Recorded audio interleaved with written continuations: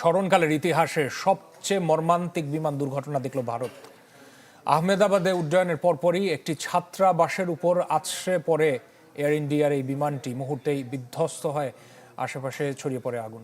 এতে 242 আরোহীর কেউই বেঁচে নেই বলে নিশ্চিত করেছে প্রশাসন। প্রাণ গেছে মেডিকেল হোস্টেলের 5 শিক্ষার্থীর। এই ঘটনায় শোক জানিয়ে ভারতের প্রধানমন্ত্রী নরেন্দ্র মোদীকে বার্তা দিয়েছেন প্রধান উপদেষ্টা ডক্টর মোহাম্মদ ইউনূস।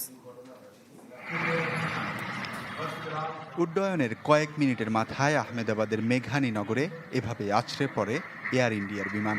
মুহূর্তেই চারপাশে ছড়িয়ে পড়ে আগুনের কুণ্ডুলি। ক্রুসহ 242 আরোহী নিয়ে লোকালয়ে বিধ্বস্ত হয় লন্ডনের উদ্দেশ্যে যাত্রা করা বিমানটি। গিয়ে পড়ে একটি ছাত্রাবাসের ওপর। এ সময় আগুন ছড়িয়ে পড়ে আশপাশের ভবনে, পুড়ে ছাই হয়ে যায় রাস্তায় পার্ক করা গাড়িও। দ্রুত স্থানীয়দের সাথে উদ্ধার কাজে যোগ দেয় ফায়ার সার্ভিসের কর্মীরা। গুরুতর আহতদের নেওয়া হয় স্থানীয় সিভিল হাসপাতালে। জানা গেছে, বিধ্বস্ত AI-171 ফ্লাইটটিতে ছিলেন গুজরাটের সাবেক মুখ্যমন্ত্রী বিজয় রূপানী। इंसिडेंट बनने के विदिन 2-3 मिनट्स में पुलिस, बाकी सभी बॉडियां, सिविल एडमिनिस्ट्रेशन, कॉर्पोरेशन वगैरह सभी लोग आ गए थे। फायर फाइटर वगैरह स्थल पे हाजिर है।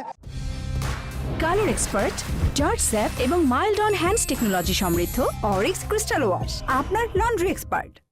বিমানের যাত্রীদের মধ্যে 53 জন ব্রিটিশ, 7 পর্তুগিজ এবং একজন কানাডিয়ান বাদে বাকিরা ভারতীয়। ঘটনায় শোক প্রকাশ করেছেন ভারতের প্রধানমন্ত্রী নরেন্দ্র মোদী ও ব্রিটেনের প্রধানমন্ত্রী কিয়ার স্টারমার।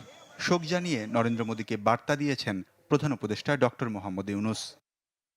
এয়ার ইন্ডিয়া জানায়, AI-171 ফ্লাইটটি উড্ডয়নের কয়েক সেকেন্ড পরই পাইলটের থেকে শেষ সিগন্যাল আসে। ঘটনায় ক্ষতিগ্রস্ত সবার পরিবার এবং প্রিয়জনের প্রতি সমবেদনা জানিয়েছে সংস্থাটি।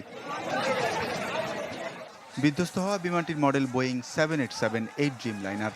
মাত্র 6 সপ্তাহ আগে এই মডেলের বিমানে 100 কোটি যাত্রী পরিবহনের মাইল ফলক অর্জন করে মার্কিন কোম্পানিটি। তাই এত বড় দুর্ঘটনার পর বিতর্কের মুখে পড়েছে নির্মাতা কোম্পানিও। ওয়ালিউল্লাহ ফারুক, চ্যানেল 24।